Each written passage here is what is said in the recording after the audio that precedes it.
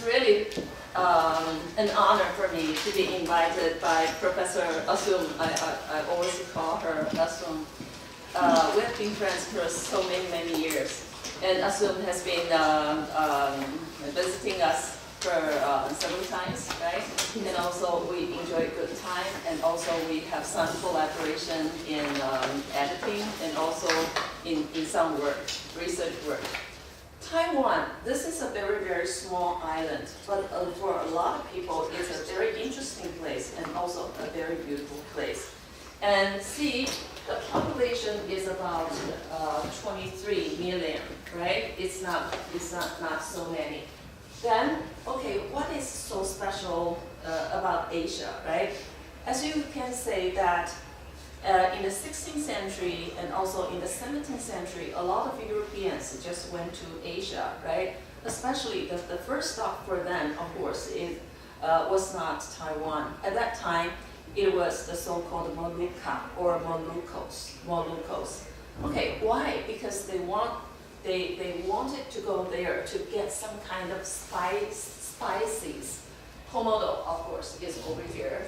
And then here, as you can find that in Asia, especially South Asian countries, there's too many islands, right? And even some of the islands, well, we do not know, and people or even historians even did not have their feet upon them, right? Okay, so one of the reasons when the Europeans get interested in Asia, of course, we can trace it back to the 16th century, when all these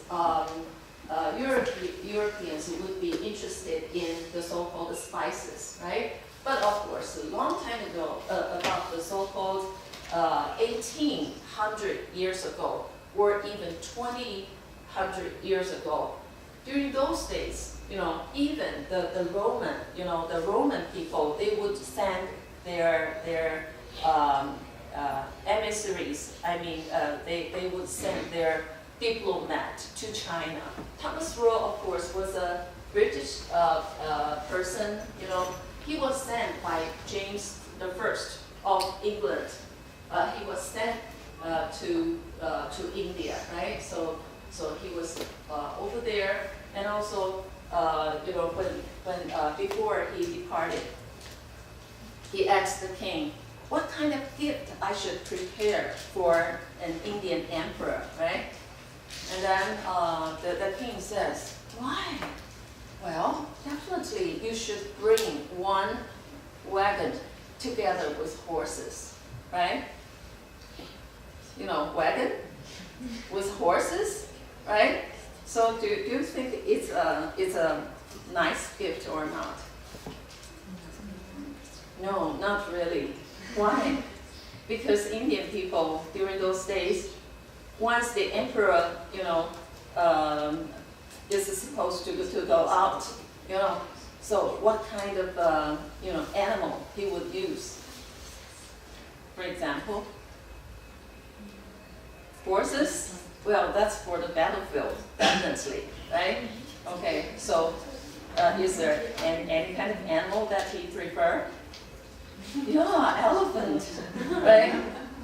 He has 500 elephants, So when he wants to move to this place, to that place, elephants, right? When he, of course, want to go to the battlefield to fight, definitely that would be horse, right? So it would be very interesting when the Eastern people, do not understand the Western culture, right? And also when the Western people do not understand the Eastern culture, right? Okay, so that is the reason why until 20th century and also until the 21st century, like what we are doing now, of course, is to draw near together so that we understand each other. Asia, of course, right? After we mention all these islands, of course, we want to take a look at the continent. If you want to know something about Asia, definitely you have to understand, right, and know something about China. In the middle, that's China, right? In the middle. And here, see how many islands over here, right? For example, Sri Lanka, right? Singapore, Malaysia, Brunei, right? Brunei, and Indonesia, right? And the Philippines. And here, of course, Taiwan is here. Korea, right? North Korea, Southern Korea, Japan. And up there, right? Above China, of course, that is Mongolia. And the western side, of course, Kazakhstan. Okay, so for Asian people, right? For Asian people, long time ago, in different period of time or in different period of world histories, of course, right? Asia would take a different kind of standing. That means a different kind of position in the whole world. Here, a lot of people are especially, interested in Asia, right? One major reason, of course, is China, because China is growing, right? Okay, so China is growing. And here you can see the GDP, for example, like China, and then you can see Japan, for example, India, right? Okay, and then of course you can see Indonesia, right? Like Pakistan, Malaysia, right? You can see Taiwan over there. And here, for example, and also you can also see the population. Why China now is getting stronger and stronger? Of course, population is very important, right? If you have a very good size of population, if a group of people are getting richer, of course, GDP goes higher and higher. But of course, there would be different kind of problems too. Where are we from? Definitely from Africa, right? And people move, right? Here, this is Australia, right? And one group of people, of course, went north, and then some group of people just moved to here, right? And also moved to islands. A lot of historians would draw this kind of map, right? Okay, again, from Africa, and then moving down, right, to here, right? For example, because we are talking about Asia, all the pictures I use, I mainly include Asian, not only islands, but also continents. And here, Brunei, for example, right? And then you can see the Malay, right, Peninsula, and then some kind of islands over there, right? Okay, so that means we were, those people, right? We can say our ancestors just moved from Africa, right, and then to different part of islands or even continents. Okay. Islands in Asia. Okay, so I have already introduced you about geography. And how about ethnicity, right? Okay, of course, one source that was Africa. But of course, there are so many others, especially the so-called people with a variety of cultural backgrounds. And here about migration, because people move, right? Okay, so migration, of course, because we can see the increase in population mobility. Why people want to move? Of course, people would move for different reasons, right? Okay, we can talk about that. And also, because of migration, we would have cultural diversity. Because of migration, of course, you can see, the movement and also the economics, right, would be related to this kind of migration. Because we have different kind of diversities, well, we do not emphasize the differences, but we would consider, what we can share with each other, and how I can teach you, and in what way you can teach me, right? And so that we can learn from each other, because this is the most important thing. So we have too many reasons, right? One reason is economic reasons, social reasons, political reasons, or even environmental reasons, right? Economic reason, Okay, economic migration. So what does it mean? It means moving to find work or even follow a particular career path, right? If you want to go to another country to get a job. Social migration, of course, just because you want to have a better quality of life, right? Okay, or to be closer to your family or closer to your friends. Political migration, of course, you understand that you want to get all of this kind of political persecution or even war, right? Okay, so we can, later on, of course, we can see the examples. And also environmental causes of migration would include natural disasters, right? Such as flooding, right? In, different kind of disasters. And also the so-called pull factors, of course, would include higher employment, more health, right? You want to have better services, you want to have a good climate, or safer, less crime, for example, or political stability, and also you want to have lower risk from natural hazards. This is China's map again, right? Okay, so here, the purple color, right? So you can see this is Han Chinese, because this is the major group, right? I belong to Han, although I'm a Taiwanese, right? Because my parents, just came to Taiwan in the year 1949, right? In 1949. So about language, right? A lot of people, especially the scientists and the humanists, get together. They want to study the so-called the language part, right? So when you move, do you learn the local language? Do you mix your original language with the local language, right? It's very, very possible because you change the tone, right? And also you change some kind of usage or some kind of expressions, right? Okay. Now, what I'm trying to talk about, of course, is the so-called Austronesian language, right? This kind of expansion map. This is a very, very important message. You can, if you are interested in languages, of course, definitely you can go to Wikipedia. Nowadays, in academia sinica, I mean, this research, academy in Taiwan, a lot of people are doing this kind of, comparison and also contrast, dealing with Austronesian languages. See, okay, so when people, they move, right? They pick up each other, but the core language are still the same. So it's very, very strange when the indigenous people, in Taiwan, we have totally 14 different kind of indigenous groups.